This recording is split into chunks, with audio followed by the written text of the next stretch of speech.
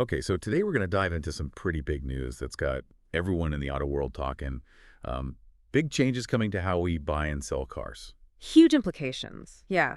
And we've got some great material to work with for this dive. You pulled this BBC News report with comments from President Trump himself and then European Commission President Ursula von der Leyen, Canadian Prime Minister Mark Carney even, Yeah. and we've got Rufus Yerxa, who, spent years in the thick of trade negotiations. So Yeah, a lot of insight there for sure. And for anyone listening, our mission today is to figure out like what this all means. What are the immediate consequences of this announcement?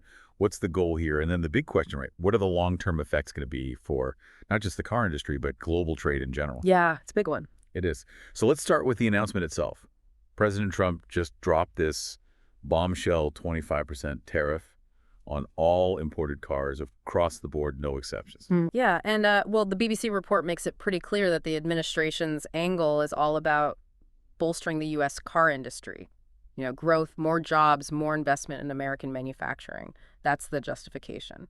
And he's not shying away from making some bold predictions either. Yeah. He's basically saying this is going to force companies to stop building plants in Mexico and Canada. Right. Bring those jobs back home. Exactly. And he even specifically mentioned Honda and their facilities in Indiana. Like that's the blueprint he wants to see replicated across the board. Yeah, and this isn't some temporary bargaining chip, like a lot of trade moves. This is being presented as a permanent change to how the U.S. deals with car imports, which really signals a shift in thinking. To grasp the potential impact here, though, we got to talk numbers. How many cars are we actually talking about importing? Millions. It's a huge chunk of the market.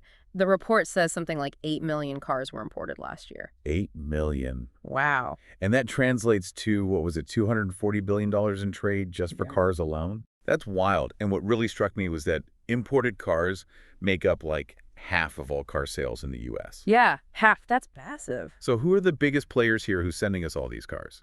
Well, according to the BBC, it's Mexico leading the pack, followed by South Korea, then Japan, Canada, Germany.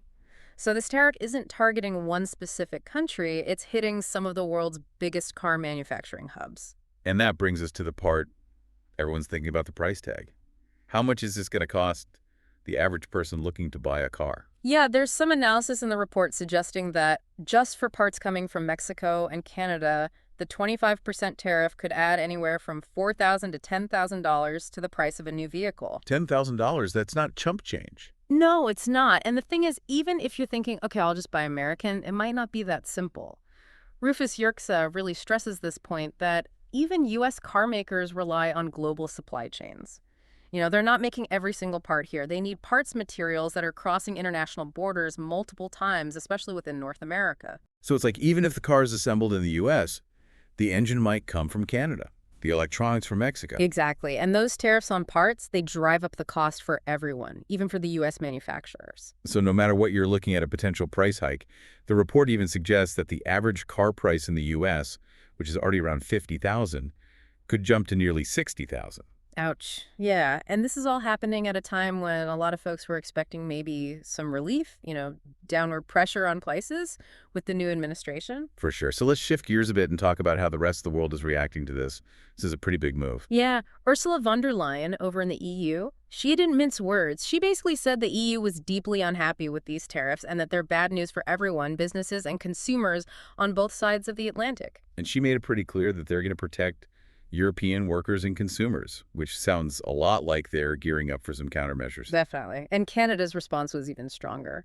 Oh, yeah. Prime Minister Carney didn't hold back. He straight up called it a direct attack on Canadian workers. And said that Canada would rebound. He even mentioned creating an all-Canadian network for making car parts, which shows they're serious about becoming more self-reliant. What's interesting is their point about how intertwined the U.S. and Canadian auto industries are. They said auto parts cross the border like 6 times on average before a car's even finished being built. Yeah, imagine every one of those border crossings now becoming a point where costs go up and things slow down. It's like this super efficient system that's suddenly being thrown a wrench. Exactly. And then you've got Japan, another huge player in the global car market and a big exporter to the U.S. They're highlighting all the investment they've already poured into the U.S. economy with their factories. Yeah, it's like they're saying, hey, we're already creating jobs here. These tariffs could hurt that. Which kind of goes against President Trump's whole goal of attracting more manufacturing to the U.S., right? It suggests these tariffs might actually discourage foreign companies from investing here. So now let's bring in the expert perspective. Rufus Yerxa. He calls this the first major battle in a potential trade war, which sounds pretty ominous. What's he basing that on?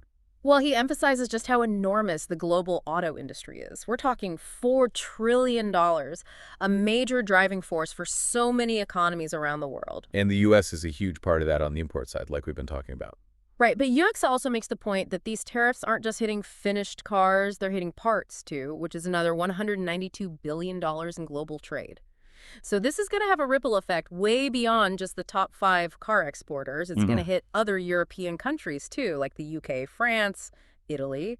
So this isn't just a spat between two countries. It's the U.S. versus a bunch of its allies, countries that have traditionally been on the same page about free trade and democracy, as Yerxa points out. Exactly. And given that, what does he see happening next? Well, he says retaliation is pretty much inevitable. Not good. No, he thinks these tariffs are going to hurt everyone involved, including the U.S. And it makes sense. Other countries aren't just going to sit back and take this. They're going to respond with their own tariffs or trade barriers, which could hurt U.S. exports and other industries too, not just cars. And he brings us back to that issue of inflation that we talked about earlier. He's saying these tariffs are likely to mean significantly higher prices for cars in the U.S. So the people this was supposedly meant to help might actually end up paying more. Yeah, it's a big concern, and we saw that fear play out right away in the financial markets. The report mentions how car company stocks, both in the U.S. and Asia, took a hit as soon as these tariffs were announced. It shows how worried investors are about the potential disruption this could cause to the whole intricate global car industry. So to sum it all up, the U.S. has now slapped these big tariffs on all imported cars with the goal of boosting domestic production, creating jobs, and attracting investment in the U.S. auto sector.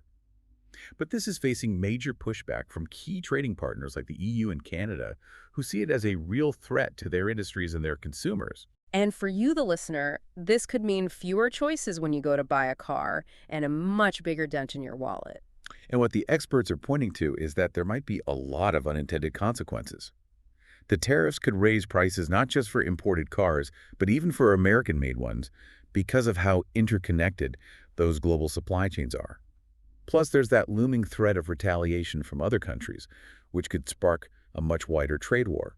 It's a complex situation. Yeah, it is. And it makes you think about how these tariffs might not just change where cars are made, but how they're designed too. What kinds of parts they use, all because of this trade war. Yeah, fascinating to consider. And if you take a step back and look beyond the car industry, it makes you wonder what other industries with these complex global supply chains could be next in line. Hmm.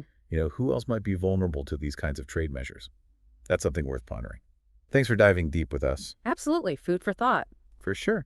Thanks for joining. Thanks for having me. And to everyone listening, we'll catch you next time for another deep dive. See